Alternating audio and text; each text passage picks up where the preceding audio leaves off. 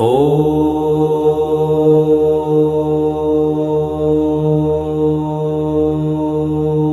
श्रीधूमावती कवचम् धूमावच्चर्चनं शम्भो श्रुतं विस्तरतो म्या कवचं श्रोतुमिच्छामि तस्यादेव वदस्व मे शृणु देवि परं गुह्यं न प्रकाशं कलो युगे कवचं श्रीधूमावत्या शत्रुनिग्रहकारकम् ब्रह्माद्या देवि सततं यत्वशादरिघातिनः योगिनो भवशत्रुघ्ना यस्या ध्यानप्रभावतः ॐ अस्य श्रीधूमावती कवचस्य पिप्पलादर्शिः